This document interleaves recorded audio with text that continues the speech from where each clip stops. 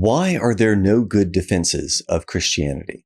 It kind of seems that way, right? I mean, if you are a scientifically minded modern individual and you look out at the wide expanse of, news articles and television shows and even YouTube videos and people that talk about this, and you find, the Richard Dawkins and Christopher Hitchens and Sam Harris and Daniel Dennett, the four horsemen of atheism, then you're likely to find a lot of discussion that is on par with a kind of God as Batman. And this is more or less Sam Harris's thing.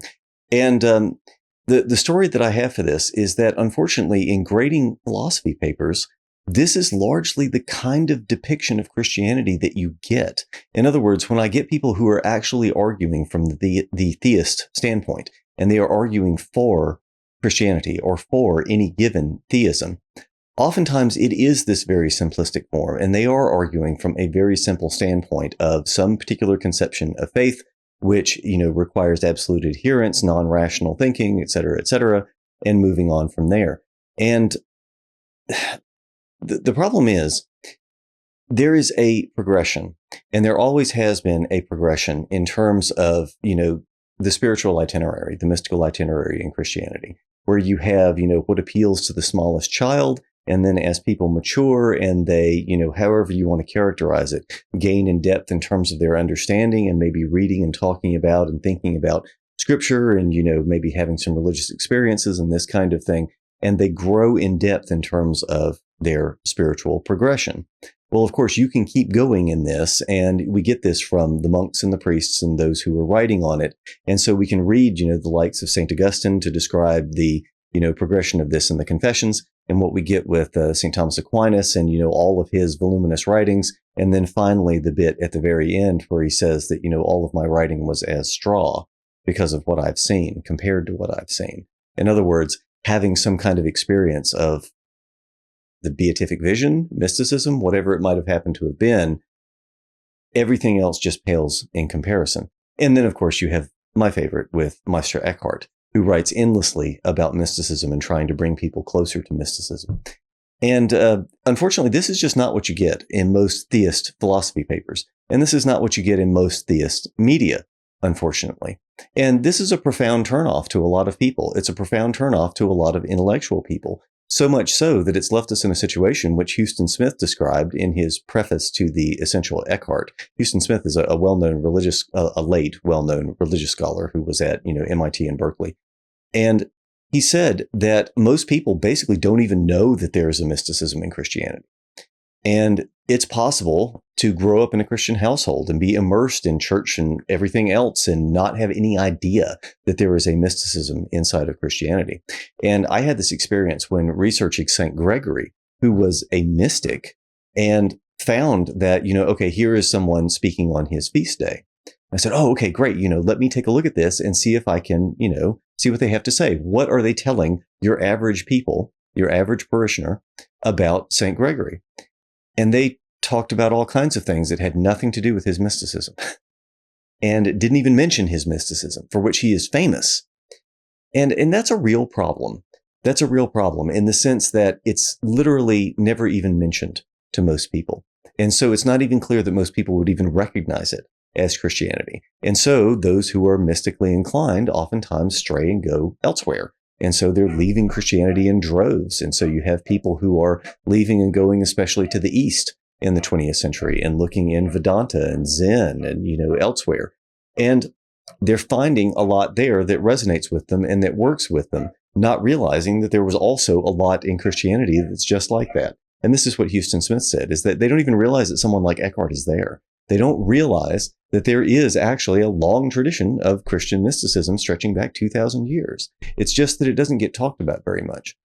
And the situation that we've arrived at in especially the 20th and 21st centuries, and arguably beginning in the 19th, maybe, with Nietzsche's God is dead concept, the God is dead observation, really, is what it was, is that this version of Christianity that depends upon a simplistic external conception of God, or maybe even a personal conception of God, anything that is outside from and totally different from the self and totally different from the individual, isn't viable for people anymore.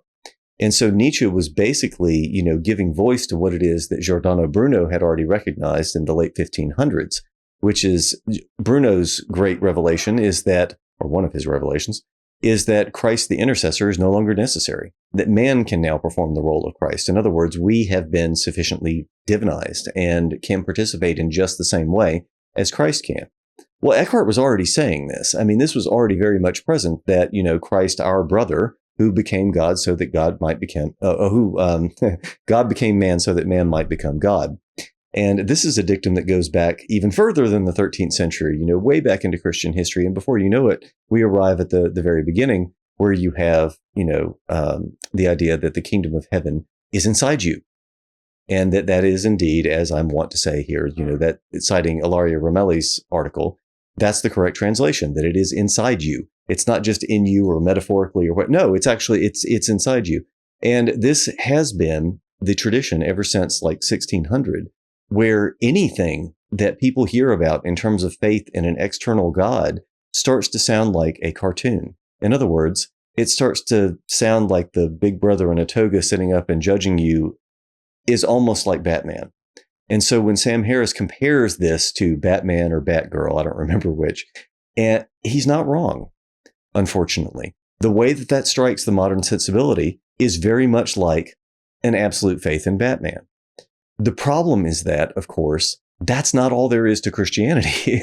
And that's not all there is to religion in general. And even the so-called faith-based religions, at a certain point, you get beyond this. Now, there have been problems throughout their history of mystics, having issues with this. And, like the Brethren of the Free Spirit, okay, well, if you get beyond a certain point, then you don't need the church anymore. And you don't need anything with Christianity anymore because you've, become one with God. And Eckhart looks at this and says, yes, that's right, for the perfected person, but it's not right if you're not there. And so he tried to be very clear in this because there was a worry about, confusing him with the Brethren of the Free Spirit. But nevertheless, so the point is that the real issue here and why it is that there seems like there are no good defenses of Christianity is because all of the defenses that we get are of the kind where they are trying to live in the modern language game of faith and truth and objects and science and that sort of thing, and trying to see the world in the modern way, but propping up an absolute faith in that frame doesn't work. And so what I like to point out with this is that they oftentimes do not question what it means for something to be true and what it means to actually, what truth means. And for Eckhart, who is exemplary, I think, in this regard, truth is posterior to God. And so the very possibility for any kind of truth is posterior to God. And so there is no sense in which God is true. That's something that is beneath God. And so that's why he can say at a certain point, along with Pseudo-Dionysius, that God is not true. God is not truth. God is not anything. And this is apophatic theology, right? But this is the kind of stuff that you don't hear in a modern discussion, unfortunately, when it comes to the caricature of Christianity, because it is playing that same language game. In other words, if you go into the discussion agreeing upon a certain notion of truth, then you are marching down a path where there's no real winning, and it's not going to work. And so now you're seeing people leaving Christianity in droves. And this is something that is going to create an environment where there has to be change. So if anything with the religion is to survive at all, there's going to have to be change because people are leaving it quickly. And this is true for institutionalized religion broadly. And so I have a suggestion here. And what I want to suggest is that instead of looking for ever better speculative reason type arguments that would have made the scholastics proud 800 years ago, instead of trying to build up from absolute certainty or build from dogma or something of the kind, we need to look at what works. What actually works? What still works for people? What resonates with people now? What do they still like? Even atheists like movies like The Exorcist.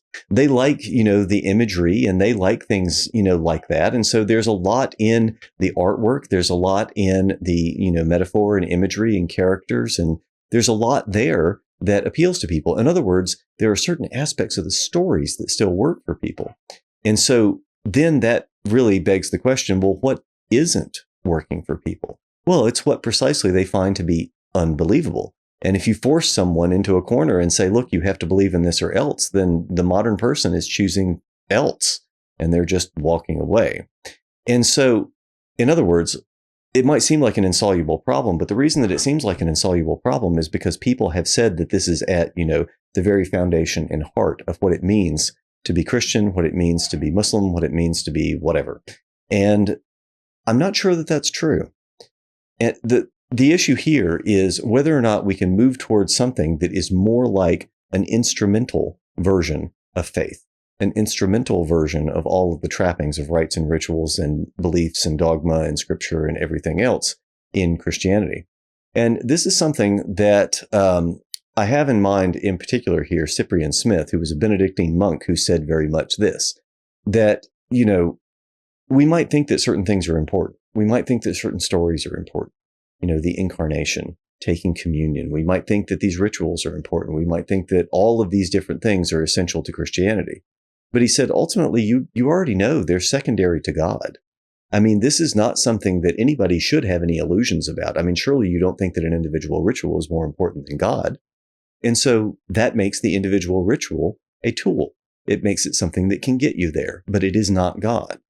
And that's true for the stories, and it's true for... So in other words, if we take this to its end, then it results in a situation where that flavor of Christianity becomes mysticism. I mean, Cyprian Smith wrote on Eckhart, not coincidentally, but it also becomes something very much like Buddhism. So when I teach Buddhism, and I have a video on this, an intro to Buddhism, the punchline in Intro to Buddhism is everything is a tool. And so for Buddhism, the best way of thinking about Buddhism and understanding Buddhism is that every aspect of it, all of the scriptures, all of the practices, the rites and the rituals and the talks of God and reincarnation and these sorts of things, they're all tools. And everybody recognizes that they're just tools. They're not essential. They are not Buddhism itself. And this is something that has been made very, very clear in Buddhist history. And they were at pains to do this. That was not the case in Christianity. Christianity came cloaked in metaphor and didn't mind appealing to people in a way that was really quite out of step with what they were going to get to later. And so now you have people talking about, okay, well, you begin with certain, as Smith said, you begin with certain projections. And the mind has to begin with certain projections, else it wouldn't have a place to get started. But then you have to outgrow those projections and then go beyond that in the same way that we have, certain projections about what it is that love is and what the world is and how we're going to get along with the world when we're a child. But then we have to outgrow that. And what we have even as a teenager is not adequate, but it works for that stage. And then you move on and you hopefully grow beyond it and, get to the more mature forms. The problem is that the more mature forms appear to be in contradiction with the immature forms. And so if somebody is, stomping up and down fire and brimstone and insisting upon the immature forms, then it sounds as though the religion that they have is incompatible with the mature forms, which is what I raised in terms of a question with Eckhart. And the question is Eckhart even Christian by the standard of most people? And the answer is probably no. I mean, if you ask most people who are not familiar with Christian mysticism, which is almost everyone, then, do they recognize this kind of character, this kind of person, and these kinds of thoughts as Christian? And you lay out a lot of what Eckhart thought, then they're probably going to say no. And that's an indicator of, it's an indicator of a problem historically that people aren't being made aware that this is an orthodox part of the tradition.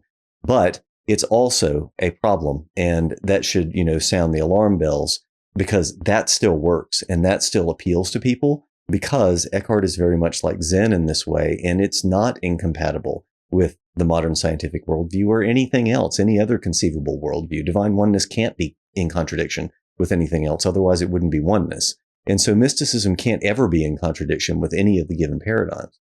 The problem is that nobody really understands it. And when you insist upon, the kind of highest reaches of spiritual attainment to be able to have a religion at all, I'm not sure you can have a religion at all. I'm not sure how it's going to work. At the same time, we have the model of what happened in Buddhism. And I'm not saying that 21st Christianity could be like, 6th century BC Theravadan Buddhism, but at the same time, it worked, 2,500 years ago. And so that might at least provide us an example for thinking that such a thing could be possible, that it might be possible. And the big indicator of that for me is going to be when you hear something like this coming from it's probably going to be the Catholic Church. The Catholic Church has typically been ahead with a lot of these things. And in saying that, okay, now everything is a tool. now everything should be understood instrumentally. Are we likely to hear someone say that? I don't know. I mean, they're still in a position of relative power right now, but what is that going to be like in 20, 30, 50 years when, their numbers are cut in half or worse? What's going to happen then? I don't know. There's going to have to be some change, and that would be a change that actually has theological precedent. And they're very good about adapting and changing in ways that are actually still aligned with certain precedents. And it's reminiscent, honestly, of the wax nose of authority that we get in the medieval world, where you had significant change, but you could still tie it to authority in certain ways that still left you free to do a lot of change. So anyway, I would take that as an important indicator. But at the same time, regardless of what's actually going to happen in that circumstance, I think it behooves us now to take a look at what works, find out what actually works for people, and then think long and hard about how is it that we could preserve some of those things that still very clearly speak to people and work, while at the same time figuring out how to get away from the elements that don't necessarily work. I don't know. At least it's food for thought. So I hope you enjoyed this, and I hope you found it good to think with.